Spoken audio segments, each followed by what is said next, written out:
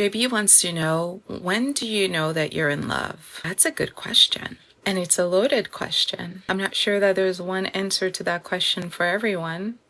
But for me, you know that you're in love when you're no longer in lust. That's how you know. You know that you're in love when you're no longer in selfishness. You know that you're in love when you're no longer in greed. So love is selfless, essentially. You know that you're in love when you're willing to be selfless, when you're willing to give willingly, not because you're getting something out of it, or not because that person gives you status or value, and not because of how they make you feel. It's really about you feeling honored to be in their space, to be in their presence, to share, the same breath as them. And there's a component of service to it. When you're in love, you want to serve, you want to help, you want to support. Love in astrology is represented by Libra. Libra comes after Virgo because Virgo is a service zodiac sign. So somebody that is in love but that doesn't want to serve but wants to get or wants to take, or is more concerned about how that person elevates them, they're not in love, they're in infatuation. Infatuation is about the ego. It's about, what am I getting out of it? Like, oh, they're hot. If they're next to me, then that makes me hotter. They're popular. If they're next to me, that makes me more popular. Oh, they're fancy. If they're next to me, that makes me more fancy.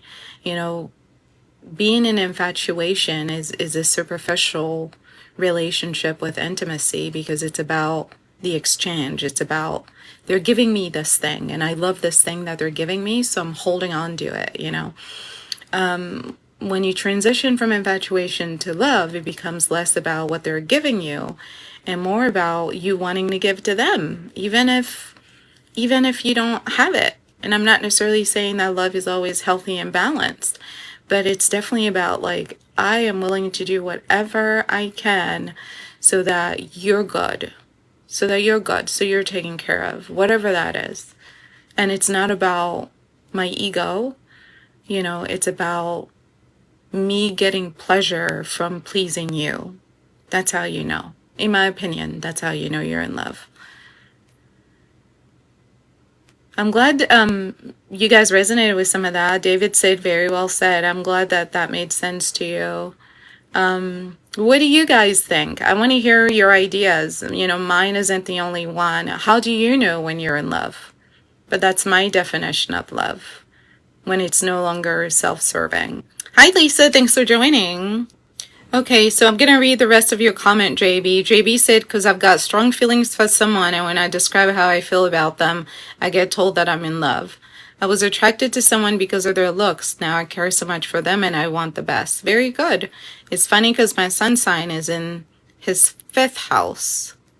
Oh, okay, yeah. So the 5th house is a house of romance. It's the house of affairs. It's the house of passion, pleasure, joy. It's the house of Leo. So that's definitely a very good combination. Having your sun sign in the 5th house, that's going to be a romance that you will remember for the rest of your life, I'm sure. Your moon is his Venus. Oh yeah, moon and Venus conjunct is such a loving vibe. It's all about, like, passion, feeling good, establishing what satisfaction looks like for both of you. And then David said, I completely agree. I would have said the same thing. Nice. JB said, when you just want to see them grow. Yes, you're invested in them. Hi, sexy. Thanks for being here. My 7th house is a sun sign. Oh, you have a lot of connections here with your chart that are positive. Hi, Scorpio 56. I saw you coming in. I wanted to say hello. Yeah, so those types of placements, anytime your Venus or your moon is conjunct the love placements, well, the 5th house, I have to say, isn't so much about love as it is about affairs. And what I mean by that is, like, short-term love, not long-term love, not marriage. This is like this is like the kind of story that you tell your grandchildren, It's like a once in a lifetime, like magical, like romance. It's romance. Marriage is not romance. Though marriage has romantic moments, it isn't romance. So the fifth house is romance. So you are probably very attracted to this person. There's probably a lust component of your connection with this person because of the fifth house. That's just the way that it is. Whatever zodiac sign you have in your fifth house, when they meet you, there's lust, or either elicited from them or from you, because the house is the house of children. Okay? And how are children made? You get the connection, right? Now, the seventh house is the house of marriage. So that's a little bit of a different vibe. But I'm not necessarily saying that lust is bad. I want to be clear in my communication. It's okay to be attracted to somebody because of the way that they look, and to, want to be intimate with them because you like them, you like their look, you like how their look makes you feel. There's no shame in that. That's what grown-ups are supposed to do. The thing is that in and of itself isn't necessarily love. Like, you can have a very healthy, physical connection with somebody without necessarily being in love with them. You know what I mean? So you and that somebody could have a great time together, dating for 3 months, where you're just pouring water on your fire. And then once the fire is out, it's done. And then you move on to your next activity. Like, you go your separate ways, because it was never really about a long-term connection. I think a lot of times people are attracted to other people, and they somehow think, just because I'm attracted to you, just because I like you physically, that means I want to be with you in a relationship. Like, not all physical attractions need to lead to a relationship. A relationship requires other skills besides you're hot. Like, when you're having a disagreement, you being hot is not gonna help with the disagreement. Well, it might sometimes, depending. Depending. They might do that thing with their mouth where you're just like, oh my God, I can't stand you, but I get that. But I mean, you need other skills, like communication skills, right? You need to be able to actually like use words to express what the issue is. And yeah, you can't fix all of your issues with, let's run to the bedroom. You know what I mean? Like, at some point you have to have other skills to like figure it out. So less is great. That's what gets you in the door. But then once you get inside the house, you've got to keep the house organized. And that takes other skills. And it can't all fall on physicality. And JB, to your point, I will say this. Oftentimes in gay relationships, that tends to be a big issue, because men are not socialized to really communicate about their feelings in general. And men, when they get in relationship with other men who also aren't socialized to communicate about their feelings, it can be very hard to translate the love into something sustainable, something long term, because guys just, like, it's all visual, it's all attraction, it's all active. They see something they like, they want to get it. And they want to get it until they get bored with it, and they want to get something else. And that's just the way that it is for a lot of men. Even guys that are married are still trying to get other things that other people they're not married to.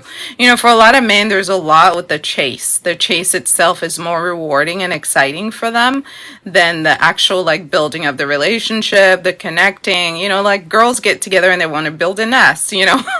Girls are like, oh, can I borrow your clothes? You can borrow my clothes. Let's decorate this wall this color. Let's make this thing. And then boys get together and they're just like, "Rrr. Aggression. Okay, I'm done. Moving on. Who's next? So yeah, it can be a little difficult, like being a gay guy is not easy in the romance department, because you're looking for a very special type of guy that you're super attracted to, because obviously that aggression needs to go somewhere. Physicality is very important, with boys. But you also want someone that's interested enough in like wanting to talk to you afterwards and wanting to get to know you. Guys like don't even have to know your name to like be able to get in the mood and move on. So it's definitely very challenging. I feel your pain is what I'm trying to say. Okay, so let me read some of your comments. Let's see. JB said he's a Capricorn and I'm a Taurus. Okay. Rose said he's a Sagittarius and I'm an Aquarius. Ooh, Sag and Aquarius. You guys are soulmates in astrology, assuming the other placements are positive. Yep, that's why I haven't had a boyfriend yet. I need to know you first. Yeah, JB saying that's why they've had a hard time having a boyfriend. It makes sense. Like, you know, because even though guys aren't had a hard time having a boyfriend, it makes sense. Like, you know, because even though guys aren't socialized, emotionally expressive feeling, because all are human, because all are humans, you know, like if you're a sensitive type, like you're still gonna feel that, even though society says you can't talk about it. So yeah, that need is still there, and that's what separates like the relationship from the lust, because in the relationship there is a responsibility here to meet that need, you know, to be emotionally available and to be able to provide that support, you know. Virgo rising and Capricorn rising is who your guy is. Your guy's Virgo rising and Capricorn rising. Very cool. Capricorn rising, how is that? I want to hear more about those types. Those types are scary. Capricorn rising is a scary placement. And this is coming from a Capricorn stellium, so I'm not judging, I'm just making an observation, okay? Rising sign doesn't really have an effect in long-term, more personal relationship is what David said. Rising sign is just a version of you that comes out when meeting new people. Yes, it's essentially your personality. It also spells out like your values, you know, the things that you care about, how you show up in the world, how you present, you know, yeah, how other people perceive you too. A lot of it is really based on their perception of you as well. So let's see. Hi, hello, hi, Allie. Thanks for being here. Scary is what Rose said. Yeah, I think Capricorn risings are scary. I do. They're so serious. Oh my God, it's like they need a chill pill. Like they need 3 of them back to back. Like Capricorn rising should always be walking around with a Xanax, because my God, like take a deep breath. It's okay. Like life is okay. You're gonna be okay. You know, I know you have all these things you want to do. They will get done. They will get done. Just relax. I'm not sure Capricorn rising knows how to relax. Scorpio here, dealing with a Libra man. We're struggling. Okay, Scorpio with a Libra man struggling. Can you tell me what's happening that's causing you the struggle so I can give you some feedback? Rose, you're agreeing with me that Capricorn rising does not know how to relax. Yeah. And you know what's worse is when they lack self-awareness, which by the way, that used to be my problem. Again, I'm not judging. I'm just speaking from experience. Okay. When they lack self-awareness, that impossible standard that they set for themselves, they want to put that on other people. So when you're in a relationship with them, the unhappy feelings that they have about the impossible standards that they're struggling to meet, which is really what's causing them to be like losing all their hair at an early age, they don't want to actually like recognize that that standard is unreasonable and that what needs to actually happen is an adjustment to the standard.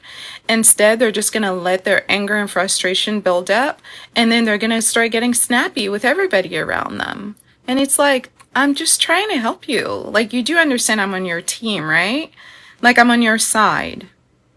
You know, like that loyalty that you speak of, now is the time to show it to me by giving me grace. Grace. Capricorn rising don't know what grace means. They don't know what it means to give grace. Like, to give grace. Like, it's okay. You're not perfect, and I'm not perfect, and nobody has to be perfect for us to be able to give and receive love. Perfection is not required for you to get and give love. It's like they don't understand that. And it can be very exhausting because they don't even realize like how intense they come across. That's the other thing. when they haven't done any of their work, they don't even understand their intensity. Sometimes as a Capricorn rising, like this is something that my wife and I have had to work on because I'm a Capricorn stellium. As a Capricorn rising and somebody that's dominant Capricorn energy, when we say things, people act like it's like the law, you know, like it's the law because we said it because of the energy of Capricorn, and nothing is the law. It's just like my opinion in this specific moment. 5 minutes from now, I may have another opinion. And, you know, I'm not trying to be the ultimate superpower, whatever you want to call it. It's like there's this perception that Capricorn is a lot more dominant than they're trying to be because they carry dominant energy. And I think a lot of times when Capricorn doesn't have insight into dominant than they're trying to be because they carry dominant energy. And I think a lot of times when Capricorn doesn't have insight into received by others and and Capricorn, who hasn't done any of their work, doesn't understand their power, so they don't know how to use it when they don't even think they're being aggressive. And that's what makes it so challenging. And the other thing is Capricorn, I feel like I'm about to go on like a negative Capricorn spree here. But, you know, these are things that are so challenging. And the other thing is Capricorn, I feel like I'm about to go on like a negative Capricorn spree here. But, you know, these are things that I've had to learn. So we're going to talk about it. Yep, it's me said people are so intimidated by Capricorn dominant people. Exactly. Trust me, as a woman, especially a Black woman, I know about this because my face is not a face that people associate with power.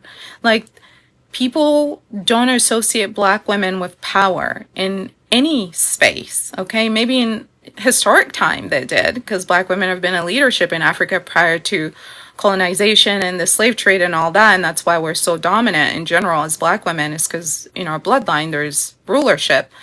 But here in the US, how many Black women do you know that you will associate with power? So when you have that kind of masculinity in your energy, it's off-putting to people. It elicits fear. It elicits terror, you know, when you're a Capricorn dominant woman, especially if you happen to be a woman of color, because you're not associated with confidence. You're not associated with power. So it doesn't take much for your confidence to be interpreted as arrogance, because you're not supposed to feel good about yourself. You're not supposed to know who you are. You're not supposed to like who you are. You're not supposed to have a voice. You're not supposed to stand on business. You're not supposed to tell me that you have value. You're not supposed to have standards. You're a Black woman. You're not supposed to have standards. You know? So that's definitely a struggle when you're a Capricorn dominant woman, but especially if you're a woman of color, because the grace that society might give other women to have leverage to be perceived as dominant does not get given to you. You know, like a player could, like I remember when Serena Williams and her sister were playing tennis. There was one time that Serena got very excited about something that was going on with the ref that she thought was unfair, and she threw her tennis racket. And like, I remember the headlines, the way people were talking about that. Oh, she's aggressive. Oh, she's violent. This. It's not even like she threw it at somebody. She just expressed frustration with it, right? But when a man does it, like, and then that's kind of what the argument was. They were able to find footage of white male athletes who done much worse than what she did, and nobody had an outrage. But here's the thing. Serena is a Libra. Libra is exalted as Saturn, and Libra is a leader, okay? Remember, Capricorn and Libra have this relationship where Libra basically works for Capricorn, if you want to think about it that way. Libra works for Capricorn. That's why they both are associated with karma in astrology, because it's, you know, it's about like treating people fairly, basically. So when you're a leader, and the Aries women go through that too, you know, Aries, Libra, Cancer, Capricorn, like all the leaders, zodiac sign, you four, when you have those signs at the rising, yes, angry black women labeling, yes, you will be labeled as angry when you're just being passionate, because your energy is commanding, okay? Your energy is commanding, your energy is strong. It's stronger than most women. That's what gives it leadership qualities. So it's really important for you women who have these signs at the rising that you be mindful of the energy that you carry and what you're trying to communicate when you're with other people. Scorpio also goes through this, but the difference, in my opinion, is that Scorpio isn't necessarily seen as a leader, you know, because Scorpio isn't a cardinal zodiac sign, they're a fixed sign. But when Scorpio is in positions of leadership, they go through the same thing. But these other four, because they carry leadership, they always go through it. And Scorpio also has other four, because they carry leadership, they always go through it. And Scorpio also has the advantage of being able to read well and to decide what's appropriate and what's not appropriate. Out of the four leaders, you know, Libra is not very good at it. Aries is not very good at it. Libra is so-so. Aries is not good at it at all. And Capricorn doesn't even care about the room. So we have the added problem of Capricorn at all. And Capricorn doesn't even care about the room. So we have the added problem of Capricorn rising, of not only, like, if they haven't done their work, not only that they're not aware, but they don't even care about being aware. That's the thing with Capricorn. They don't care. They don't care. They need, you know, like, I don't mean they don't care about people or they don't care about life. It's that they don't really get into like politics. Like Capricorn believes that everyone should be treated the same. Like they treat everybody the same. If you're the garbage man, I'm going to be respectful of you the same way I would be respectful of you if you're the CEO. I'm not going to put on more airs for the CEO than I put on for the garbage man. It doesn't matter. You're both people. You both deserve respect. And I'm going to talk to the both of you the same way. Okay, I'm not gonna pretend not to see you because your job is beneath me. You know, Capricorn doesn't have a beneath me concept. They just have a people are people, and I treat you how you treat me. If you're respectful, I'm respectful. If you're gonna be rude, I'm gonna cancel you. That's it. That's the end. So Capricorn doesn't have a good sense of like social hierarchies, and in corporate culture that can be a little challenging if you're a female with Capricorn dominant, because these types of environment are based on like people knowing their place based on their titles, right? And if you're a Capricorn or an Aquarius ruled by Saturn, you don't give people a spot based on their title, you give people a spot based on their level of integrity. Capricorn respects integrity. Saturn respects integrity. Libra respects integrity, okay? Although they may struggle with it more than Capricorn. So integrity is very important. Be a decent human being. Talk to people like you have some damn sense. And treat people how you want to be treated. It doesn't matter what color they are. It doesn't matter what gender they are. It doesn't matter their sexual orientation. Capricorn generally doesn't get into these kinds of things. The only problem starts when other people want to dominate Capricorn because Capricorn is naturally dominant. And that's when we clash. That's when there's going to be an issue. But a lot of times the thing with Capricorn is they don't read the room because they don't care enough about the politics of the environment.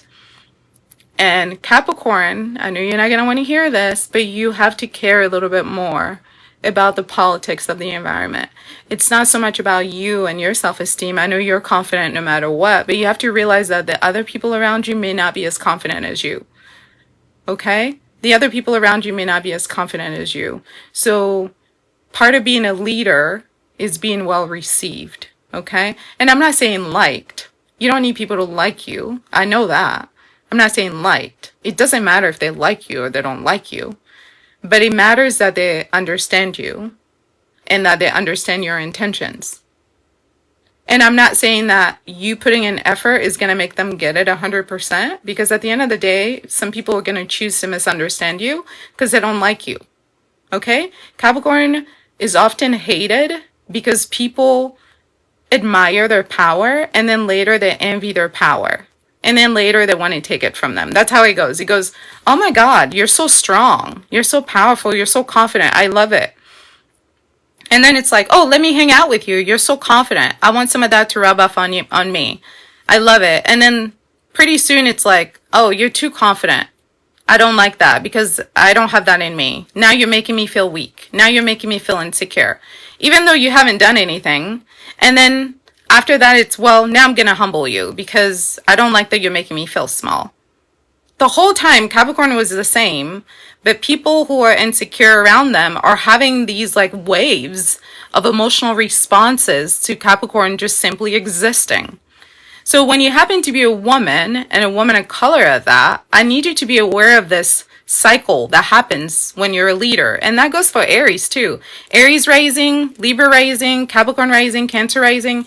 You guys go through this all the time because you're natural leaders. People are going to be drawn to you because of your confidence, and the very thing that they were drawn to you about is going to be the very thing they end up resenting. So part of being a leader is understanding people's egos and giving room for people to process their insecurities without getting involved. You know, if you notice that this person has now made that transition from I admire you to I'm competing with you to, if you notice that this person has now made that transition from I admire you to I'm competing with you to now you're full of now I hate you and I want to humble you. You know, those forcing through these steps, give them space to figure it out. Give them space to figure it out. You don't need to be involved with that because this is not even your fight. This has nothing to do with you. They're just working through their insecurities, and you being in that space is highlighting their insecurities, and there's nothing you can do about it. So don't get involved, meaning if you notice like there's subtle jabs of trying to like be demeaning, being disrespectful, like you have to be strategic with how you respond to those things. Because even though you may not have self-esteem issues, a lot of people do, and specifically a lot of women do. Because a lot of women were raised on hating themselves. All of us were, I would argue. All of us were raised to hate ourselves as females, in my opinion. You know, all of us were told that we weren't as important, we weren't as valuable, we're not as worthy, we're second-class citizens. We learned all these messages before we left home for many of us. And even if it was in our family, it was society that told us that. We learned all these messages before we left home for many of us. And even if it was in our family, it was society that told us that we were not as important. So a lot of women have to spend time unlearning that. But for many of them, they don't want to do that work. They just want to project their insecurities at other women. Like, oh, she thinks she's all that. She thinks she's so much better than me. Where did she say that? Run the clip. Where did she say she was better? Doesn't exist. But we made up a whole story about her. So now we have to try to make her feel bad about herself so that she can be just like us. And it's really sad. So if you're a Capricorn woman, I know you're vastly unaffected by all of this, but I just need you to know that your presence affects the other people in the room. And part of being a good leader is you tuning into what's happening. Presence affects the other people in the room. And part of being a good leader is you tuning into what's happening in the room. They're like placeholder opinions until they're actually informed. Exactly. David added, that's why their opinions can change from one second to the other. Yes. Aquarius, Sun, Capricorn, Moon, Cancer, Rising. This makes loads of sense. Thank you, Donna, for that feedback. But there aren't based on Capricorn, Moon, Cancer, Rising. This makes loads of sense. Thank you, Donna, for that feedback. But there aren't based on having an understanding of things. This makes loads of sense. Thank you, Donna, for that feedback. But there aren't based on having an understanding of things. Never vibes. Yeah. It's never about at the right. It's never about you. I need you to click. It's not about you're so powerful, especially for Capricorn. Because, okay, it's a house of work. It's a house of work. It's a house of public image. It's a very powerful house, the 10th house. So naturally, when you carry that kind of energy, you're going to elicit an emotional response from women who have not yet reconciled that they too are just as powerful as you if they would choose to stop letting people walk all over them. That's it. That's really the only difference between you and them, is that because of the childhood that you had, where you were put in positions of leadership, you already learned that if you want something, you have to do it. You have to go get it. You have to stand in positions of leadership. You already learned that if you want something, you have to do it. You have to go get it. You have to stand on your. But some of them not have had that childhood, so they don't know that yet. And it's not really coming from a negative. Go get it. You have to stand on your. But some of them not have had that childhood, so they don't know that yet. And it's not really coming from a negative place to you, as it's all like subconscious. It's indirectly happening. It's not that they hate you, it's that you make them feel threatened. And when people feel threatened, they feel unsafe. And when they feel unsafe, they feel small. And when they feel small, they don't feel good. And when they don't know how to manage their emotions, they need to put it somewhere. And it's much easier to make you the villain than it is for them to look inside and ask themselves, why am I passing so much judgment about this person that I barely know? That takes too much work.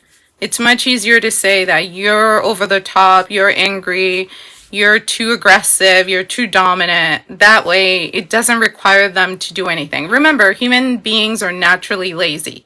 Just remember that. The path of least resistance is what we all want. Whatever doesn't require me to do anything, that's what I want to do. Okay? People are not going to volunteer to do more. So less work in this case is for me to blame you for being who you are. More work is for me to ask myself, why do you trigger me? That's a lot more work, because once I get to that answer, now I have to live with that. And then I have to figure out what I'm going to do about those feelings. That's a lot more work. I'm going to read the rest of your comments. My whole big three is cardinal, and I have lots of opinions. That's the other thing. These leaders, they have so many opinions. They're not all super chatty about it, but they have them.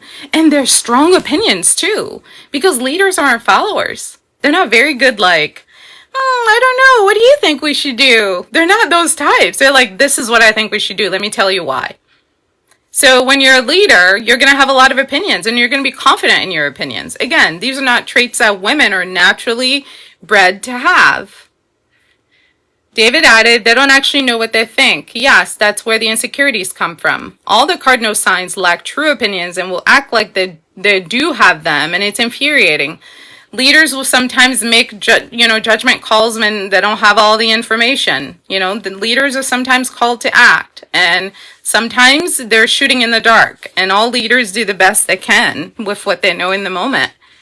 As a Capricorn dominant female, it is mandatory that people don't understand that it's mandatory that people don't understand that we have a mission. Yeah, Capricorn is always on the mission. David said the connection's a little laggy. Oh, sorry about that. I'm sorry it's a little laggy. David added, the lack of openness to feedback can backfire. Absolutely. And this is where good leaders are separated from leaders that are still struggling, because leadership is better when it's collaborative. So when something happens, you do something as a leader, an effective leader is going to follow up behind that thing and inquire about it. Like, how did it go? What did you think? Did that work out for you? Did it not? Would you do things differently? That sort of thing. So someone's asking, what is my star sign? I am a Sagittarius, David. Sagittarius. And what is yours, David? Okay, so while David is answering, I have 12 more minutes. I can take one more question during that time. God bless, Desar. Thanks for being here. Hello. So what do you guys want to know in the last 11 minutes? I'll use this time to remind you that I have a lot of footage on YouTube that you can go and check out. Hi, Earthly. I haven't seen you in a while. It's really nice to see you. So at Intuitive Healing, I'm doing well. How are you? And Intuitive Healing is my main YouTube channel. You can go check out Astrology 101 content there. I also have Styled Under Libra, which is an astrology and love video. And Styled Under Virgo is my health and wellness channel. And if you're interested in your horoscopes, I have them every time we have a new moon or a full moon. The Aquarius podcast, you can listen to the podcast on Spotify as well as YouTube. And if you would like to schedule a reading with me, link in bio to do so at intuitivehealing.com, and follow me on Patreon for your daily horoscopes. And on Patreon, I also offer personalized horoscope readings. So lots of goodies for you, and everything is in the links in bio, so you can click around there and look around. You said you're doing well and you're still with the Gemini. Oh my God, I cannot believe that you're still with the Gemini. Oh, I love that. I'm so glad it's working out. Oh, I'm so happy for you. That's great. Oh, I'm so happy for you. That's great. Geminis, once they find someone,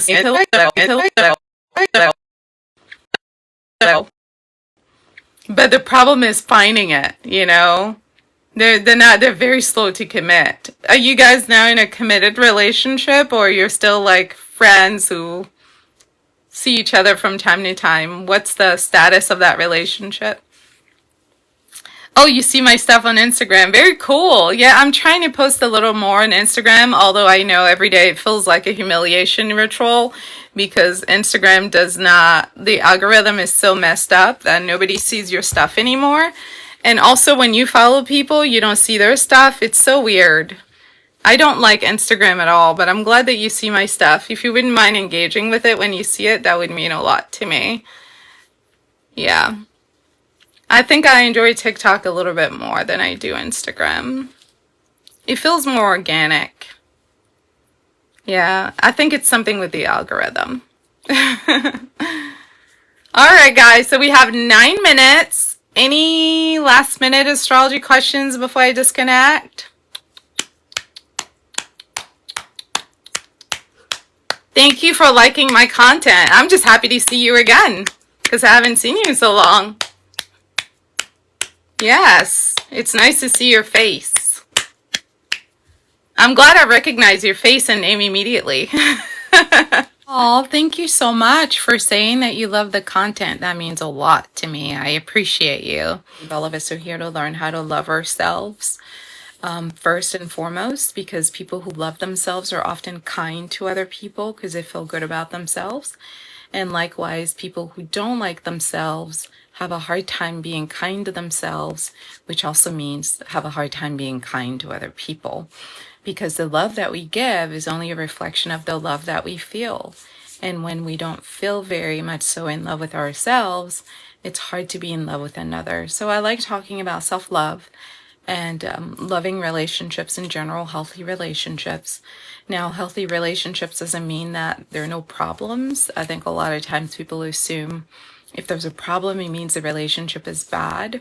It simply means being willing to find, healthy ways to communicate and healthy ways to find solutions to problems, and to be committed to working in a partnership, to want to collaborate with someone else, to want to share your life with someone, and to do that from a place of like devotion and kindness and support and love and joy, and to be open to all of it. There's also grief in it. There's a lot of pain in it. There's nothing in this world without pain. And I think oftentimes people think if the relationship is ideal, it's without any pain, any struggles. And that's simply not true, because we are humans. All of us have flaws. Life is painful. Yes, life is pain. Exactly.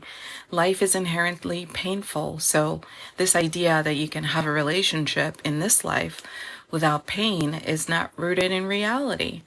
So a lot of the work that I do really is about embracing pain, embracing discomfort, and talking about taboos and things that make us feel scared, demystifying a lot of our fears and our shame, so that we're actually like owning our lives on our terms.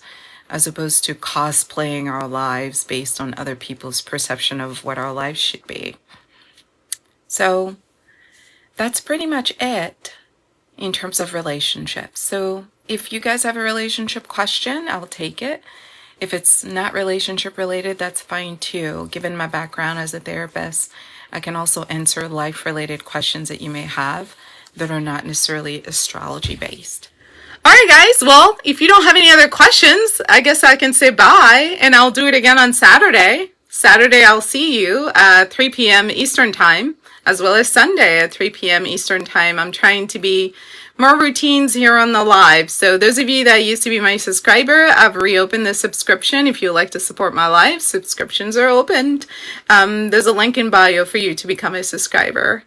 Thanks so much for hanging out, for your beautiful questions about cardinal zodiac signs and cardinal zodiac signs as women in leadership. That was a fun conversation. It went by really, really fast. Oh yeah, let me not forget, and thanks for all the gifts. Thank you so much, and all the hearts. I appreciate it. Love you guys. Bye.